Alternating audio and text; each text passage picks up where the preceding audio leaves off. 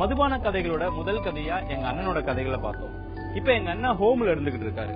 அவரை பாக்குறதுக்காக எங்க அண்ணியும் அவருடைய குழந்தைகளும் ஹோம்ல போய் அவரை பார்க்கும்போது அவர் என்ன சொல்றாருன்னா, இன்னும் எவ்வளவு நாள் ஆனாலும் பரவாயில்ல, என்ன முழுசா நான் சரி செஞ்சுக்கிட்டு அதுக்கப்புறம் நான் வீட்டுக்கு வரேன் அப்படின்னு சொல்றாரு.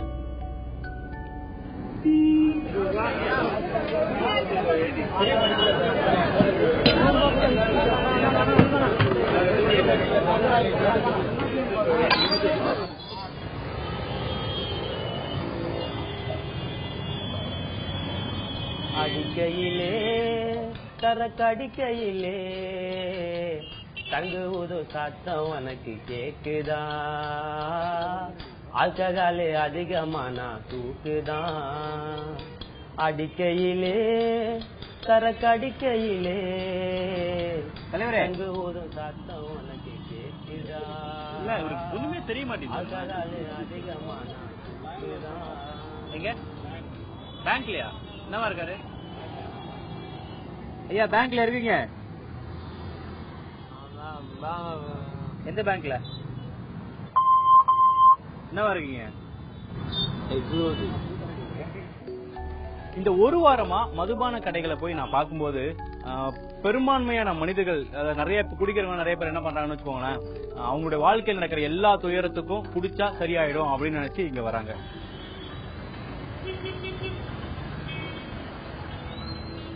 வாழ்க்கையில எவ்வளவு கஷ்டம் வந்தாலும் நிறைய பேர் குடிக்காம இருக்கிறது இல்லையா? அப்படிப்பட்ட ஒருத்தரோட கதையை தான் உங்களுக்கு சொல்ல போறேன். அவருதான் நம்ம குணா அண்ணா. ஆரம்ப குடியை நான் நைட்ல 11 மணிக்கு மேல குடிச்சிட்டு வீட்டுக்கு வருவேன். எனக்கு 19 வயசுல திருமணம் ஆயிடுச்சு. அதனால மனைவி சீக்கிரம் படுத்துருவாங்க. ஒரு சில காலகட்டங்களில் பயந்து தான் வீட்டுக்குள்ள வர ஆரம்பிச்சேன். அவங்க என்ன கேட்க ஆரம்பிச்சாங்க, என்னவோ ஸ்மெல் வருது, என்ன காரணம் அப்படின்னாங்க. நான் அதனால பாத்தீங்கன்னா பான்பராக் யூஸ் பண்ண ஆரம்பிச்சேன். பாக்கு போட்டேன் அப்படின்னு. அப்புறம் கண்டினியூ பண்ணி கேட்கும்போது சிகரெட் பிடிக்க ஆரம்பிச்சேன். அந்த ஸ்மெல் இந்த ஸ்மெல் அவங்க கிட்ட இதுன்னு அளவுக்கு அதிகமா என்னை போர்ஸ் பண்ணும்போது அவங்க எனக்கு பயப்படும் போது என்னுடைய குணாதிசயங்கள் மாறிடுச்சு. நீ என்ன கேட்கறது மயிறு, அவ்வளவுதான் அடிச்சு சாவிச்சிருவோம், அம்மா வீட்டுக்கு அனுப்பிச்சிருவேன் அப்படின்லாம் சொல்லி மிரட்ட ஆரம்பிச்சேன். அவங்கள பிளாக்மெயில் பண்ணி தான் நான் நிறைய காலகட்டங்கள் குடிக்க ஆரம்பிச்சேன்.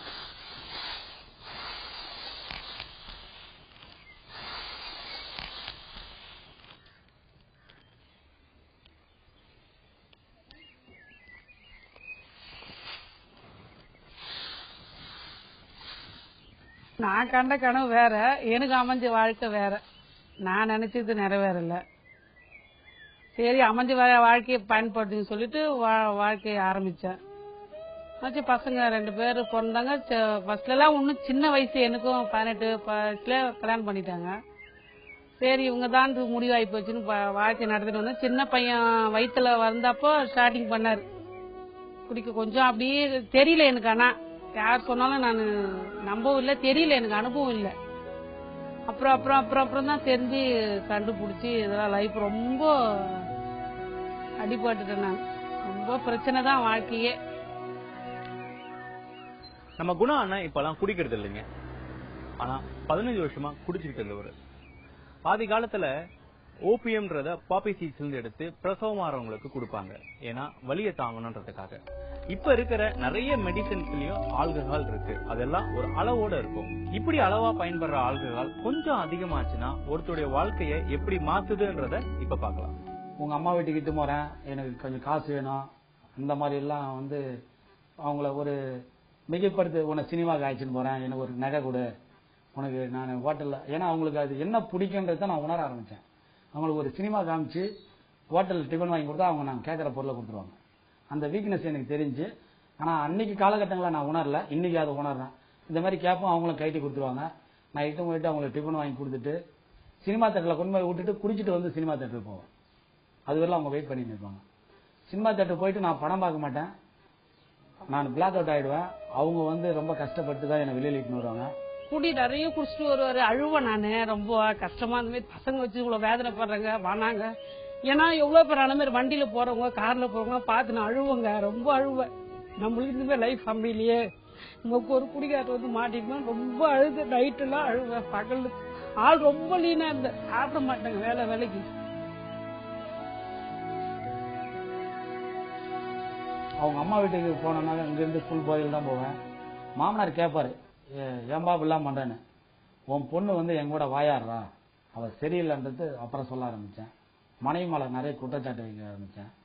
மனைவி அதிகமா பேசும்போது அவங்கள வல்கரான வார்த்தைகள் யூஸ் பண்ண ஆரம்பிச்சேன். அவங்கள மேல சந்தேகங்கள் வர ஆரம்பிச்சது. கெட்ட வார்த்தைகள், அதாவது எப்படின்னா விலை மாதர் பட்டெல்லாம் கொடுக்க ஆரம்பிச்சேன். நரக வாழ்க்கை.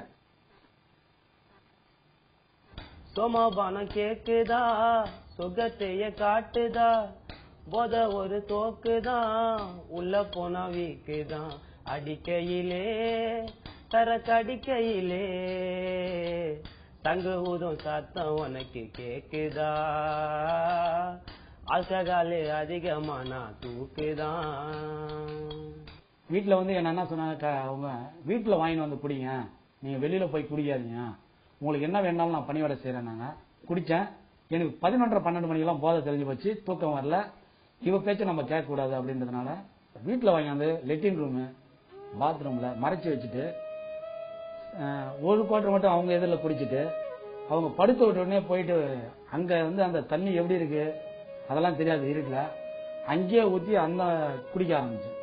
ரொம்ப கம்பீரமாவும் கௌரவமா இருக்கிற பல பேரை இந்த குடிப்பழக்கம் எப்படி மாத்துதுன்றத நம்ம குணா அண்ணன் என்கிட்ட பேசும்போது தான் தெரியுது. சொந்த வீட்டுல திருடி இருக்காரு. இதை கேட்கும்போது எனக்கு ரொம்ப அதிர்ச்சி ஆயிடுச்சு. மாமனார் வீட்டுல போயிட்டோம், எங்க மச்சிஞ்சு குழந்தை ஷோபால படுத்துன்னு இருக்குது. நான் பக்கத்துல போயிட்டு அந்த காப்பை உடைச்சு அந்த ஷோபாலே சொல்லிட்டேன். அவங்க 2 நாள் தேட ஆரம்பிச்சாங்க, காணாங்கன்னு. 3ஆம் நாள் கொண்டு போயிட்டு அதை எடுக்க முடியல. அப்ப என்ன பண்ணா, ஒரு ஏர்பின்னை வச்சு குண்டு ஊசி வச்சு அந்த ஷோபால இருந்து அந்த காப்பை வெளியே தள்ளி கொண்டு போய் குடிக்கும் போது வீட்டுல இருக்கிறவங்க தெரிஞ்சுட்டாங்க. பணமே இல்லாதவன் உடனே பார்த்தா குடிச்சிட்டு ஆடிங்கிறாங்க அப்படின்னு. அவங்க எல்லாமே தெரிஞ்சுக்கினாங்க இவன் தான் பண்ணானு.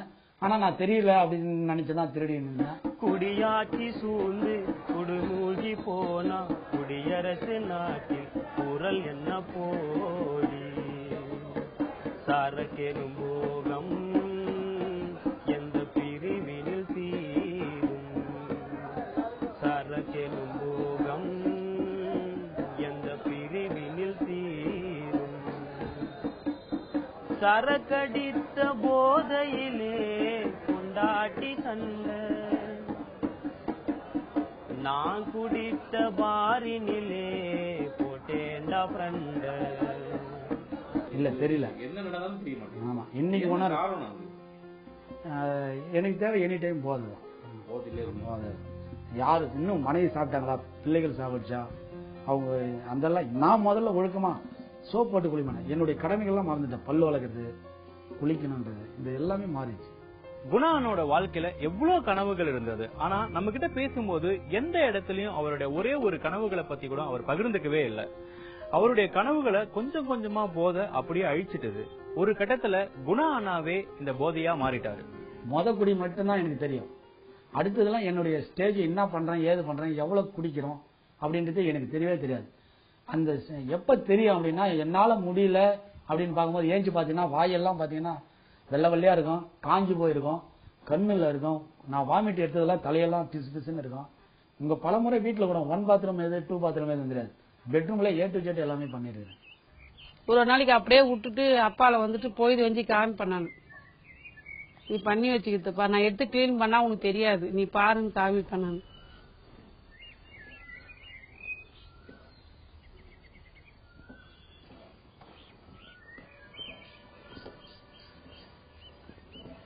கடவுள்கிட்ட பலமுறை எழுதிருக்கேன், எனக்கு மட்டும் ஏன் இந்த சோதனை, நல்ல குடும்பம், சொத்து சோகெல்லாம் இருக்குது, நான் மட்டும் இந்த மாதிரி எனக்கு என்ன பிரச்சனை அப்படின்றது தெரியல.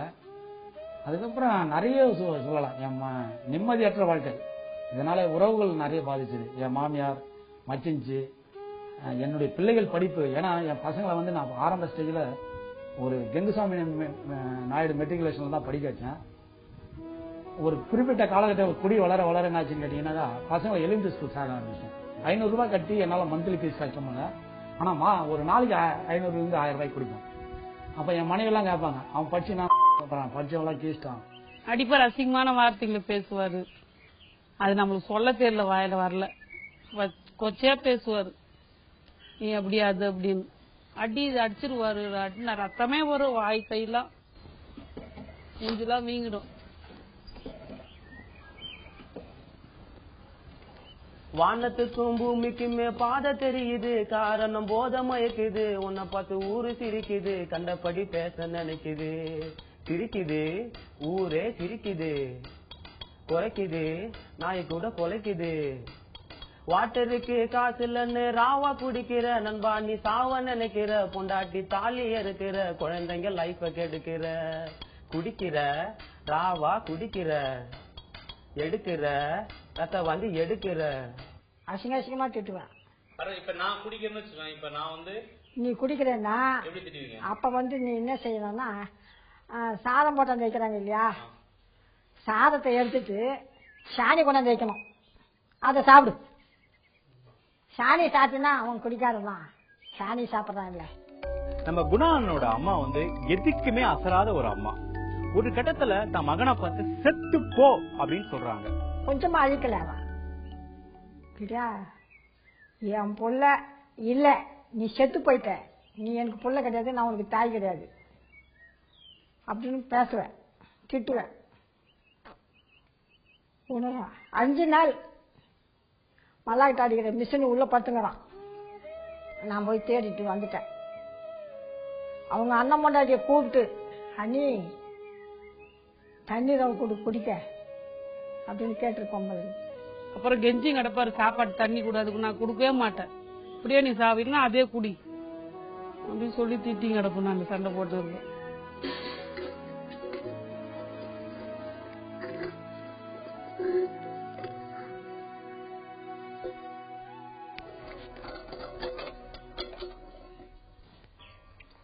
நம்ம வானதி அக்கா இருக்காங்கல்ல, குணா அண்ணா வந்து குடிச்சிட்டு நிறைய பிரச்சனை பண்ணிருக்காரு.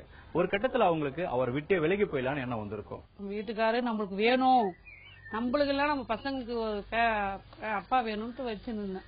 நீ கையெழுத்து போட்டு கொடுத்துக்குவாமா, டைவர்ஸ் வாங்கிக்க, உனக்கு இப்பேற்பட்ட வாழ்க்கை தேவை, நீ என்ன பொண்ணா வச்சிருக்கிற, பசங்க தானே, அதுக்கு எப்படின்னா போச்சுங்க அப்படின்னாங்க. இல்லப்பா எனக்கு வேணாம், எனக்கு அவரு தான் வேணும்னு சொல்லிட்டு நான் அங்கேயே ஃபேமிலி வேற வச்சு விட்டாரு அப்பா.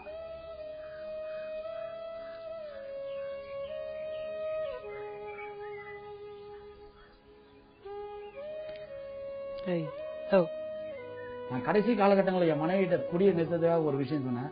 என் மனைவியை நான் என் கூட, நீங்க நிர்வாணமா என் கூட இருந்து தாம்பத்திய வாழ்க்கை பண்ணீங்கன்னா நான் உங்க கூட இருக்கிறேன், ஆனா குடியை விட்டுறேங்க. அவங்க முயற்சி எடுத்து என் கூட இருந்தாங்க. ஆனா 3 நாள் தான், 4 நாள் நான் வந்துட்டேன். குடிதான் ஜெயிச்சுது, நான் ஜெயிக்கல. 5 நிமிஷம் தொடர்ந்து ஒரே இடத்துல உட்கார்ந்து இருந்தாலும் நின்று இருந்தாலும் நம்ம கால்கள் மறுத்து போயிடுதுங்க.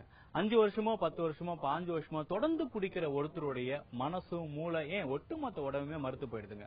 இப்படி குடியால மறுத்து போற ஒரு வாழ்க்கை எப்படிங்க இருக்கும்?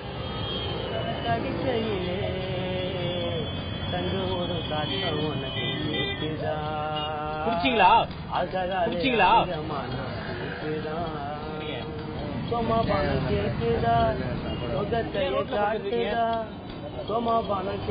அங்க பாருங்க, அப்படியே விழுந்தா வண்டி வந்து மோதி இறந்துருவீங்க. உள்ள போன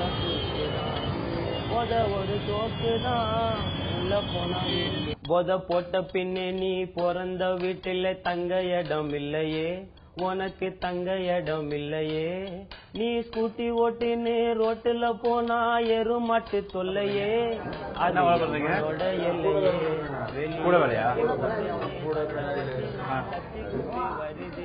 வீட்டுல டெய்லியும் சாப்பிடுவீங்களா? டெய்லியும் சாப்பிடுவீங்க? ஒரு புத்தகம் சாப்பிடுவீங்க?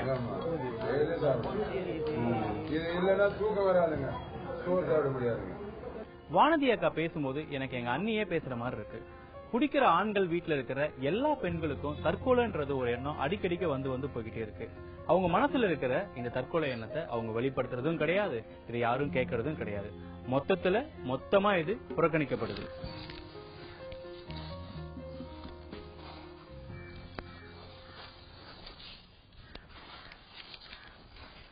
எல்லாமே அப்பாதான் செய்வாரு, ஒரு ஒண்ணு கூட செய்ய மாட்டாரு.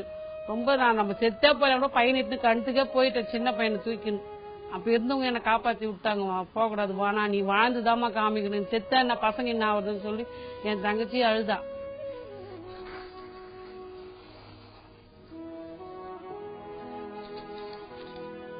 பலமுறை மனைவி தாலி அறுத்துருக்கேன் குடிக்கிற காலத்துல. அன்னைக்கு தெரியல, கடைசி ஸ்டேஜ் நான் அவங்க போயிட்டு அடி வச்சுட்டு தாலியை பிடிக்கும் போது என்ன அடிக்காதுங்க, என் உடம்பு தாங்காது, கைட்டி கொடுத்துட்டாங்க. அன்னைக்கு தெரியலங்க. இந்த இயக்கத்துக்கு வந்த பிற்பாடு தான் தெரிஞ்சது, நான் செத்த பிற்பாடு தான் அது மாங்கல்யத்தை கைட்டி இருக்கணும். ஆனா அன்னைக்கே கைட்டிட்டேன் 2007. அதை நினைச்சு இன்னே வரல என் மனைவி நான் மனசார திட்டத்தே இல்லை. ஒவ்வொரு நாளும் அவங்களுக்கு நான் அதை நினைச்சுதான் ரொம்ப கஷ்டப்படுறேன். ஏன் இந்த மாதிரி ஒரு குடும்பமான வேலைக்கு போனோம் நம்ம அப்படின்னு. அது ஒண்ணுதான். வேற எனக்கு பாதிப்புன்னு எங்க மனைவி கொடுத்தது தான் அதிக தொல்லைகள். அந்த ஒரு விஷயம் நான் ஏழு தான் செஞ்சேன். நான் செத்த பிற்பாடு 16 நாள் பொறுத்து கைட்ட வேண்டியது 2007 கைட்டி கொடுத்துட்டாங்க. அப்ப என் மனைவிக்கு எதிர நான் இன்னைக்கு ஒரு செத்த போனோம்னா அவங்க என்ன மன்னிச்சுதான் விட்டுருக்காங்க. இன்னும் நிறைய விஷயங்கள் மறக்கல.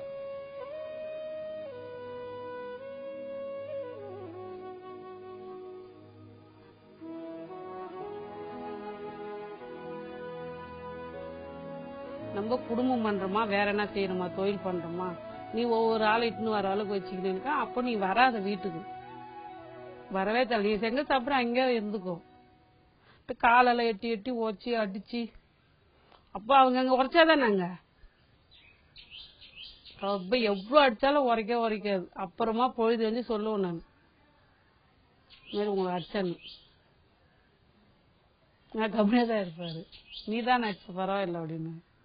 என்ன பண்ணுவேன், அது வேற சொல்லு பெருமையா சொல்லுவார். அதை பொண்டாட்டி தான் அடிச்சேன், வேற யாவது ரோட்ல போறோம் அடிக்கலையா அப்படின்னு. போத